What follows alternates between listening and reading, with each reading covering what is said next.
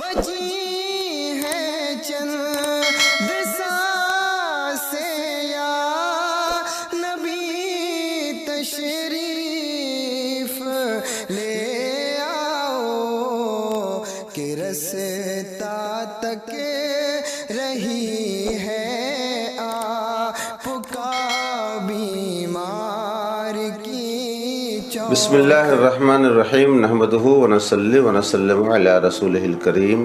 احباب گرامی، سامعین محترم، آج میں چاہتا ہوں کہ ایک بڑا حساس عنوان پر کچھ گفتگو کروں، بلکہ کئی دن تک اس گفتگو کو بڑھانا چاہتا ہوں۔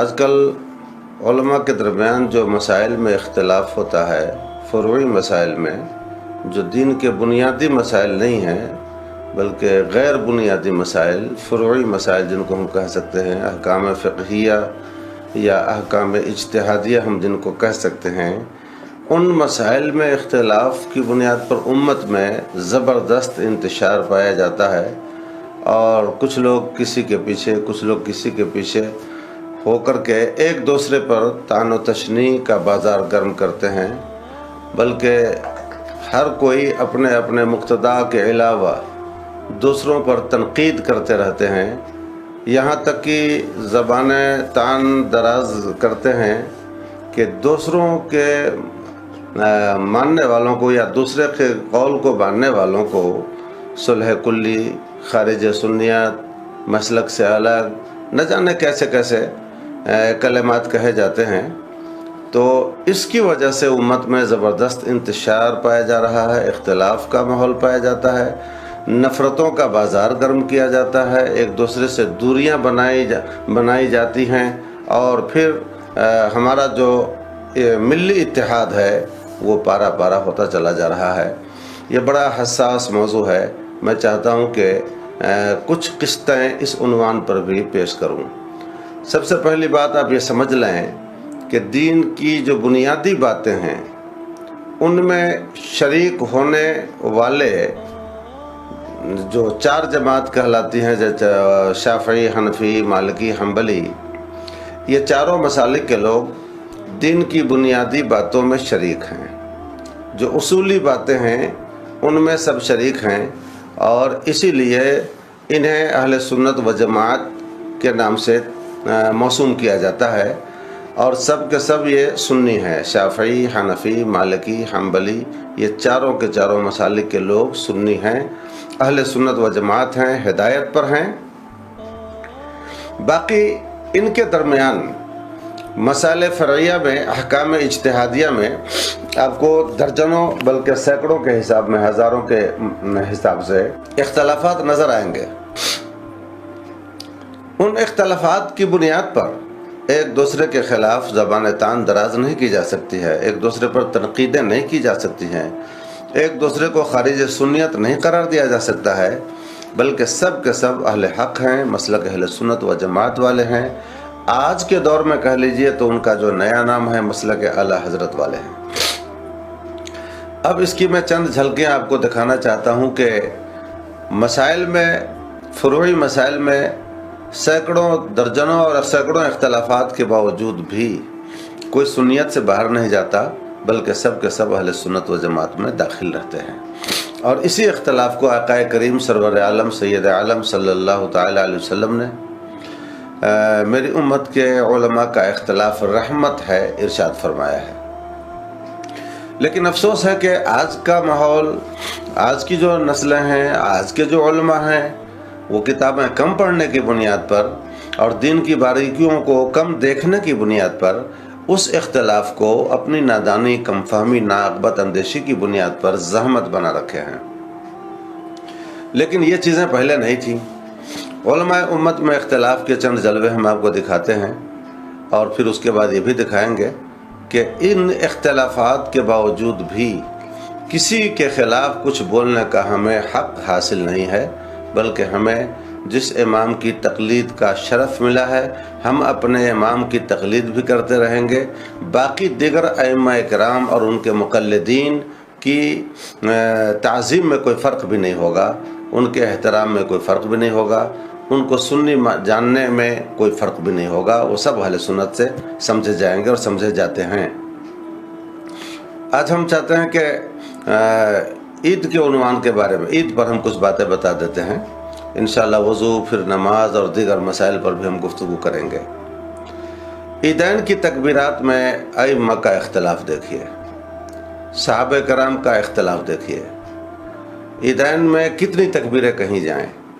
تو ظاہر بات ہے کہ ہمارے یہاں امام اعظم ابو حنیفہ رحمۃ اللہ تعالی علیہ کے یہاں 6 تکبیریں ہیں، تکبیرات انتقالیہ یا تکبیر تحریمہ کو چھوڑ کر 6 تکبیریں ہیں۔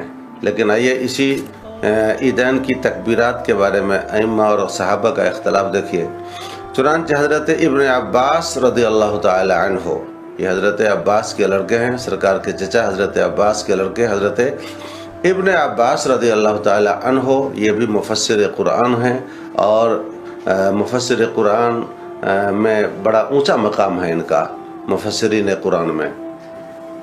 ان کے یہاں 13 12 9 12 13 تکبیرات ہیں۔ 9 کا قول بھی انہوں نے کیا ہے، 9 تکبیرات کا، 12 کا قول بھی کیا ہے، 13 کا قول بھی کیا ہے، یعنی اتنی تکبیرات ہیں۔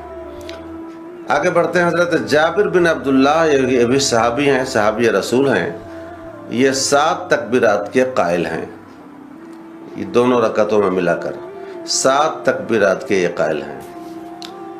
آگے بڑھتے ہیں، حضرت عبداللہ بن مسعود، جن کو سید المفسرین بھی کہا جاتا ہے اور پایہ کے فقیہ ہیں، اونچے بلند پایہ فقیہ ہیں یہ، ان کے یہاں 6 تکبیرات ہیں۔ وہ تکبیر تحریمہ اور تکبیرات انتقالیہ کو چھوڑ کر جو زائد تکبیریں ہیں وہ 6 ہیں۔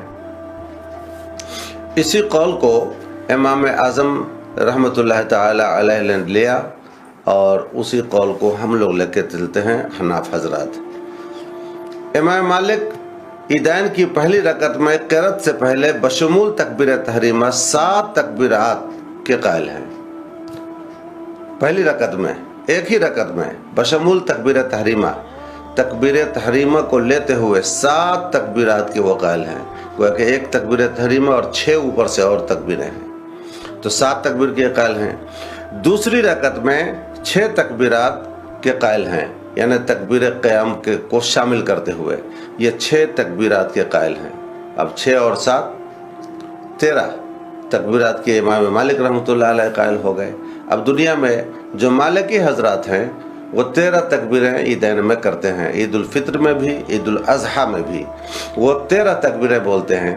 اب اگر کوئی حنفی جو 6 تکبیروں کے قائل ہیں وہ 13 تکبیر والوں کو دیکھ کر کے اور ان پر اظہار نفرت کریں، ان کے لیے غلط سلط الفاظ بولیں اور ان کو سنیت سے باہر بولیں، مسلک اہل سنت سے الگ بولیں، تو یہ کتنی بڑی ناپاک جسارت ہو گئی ہے۔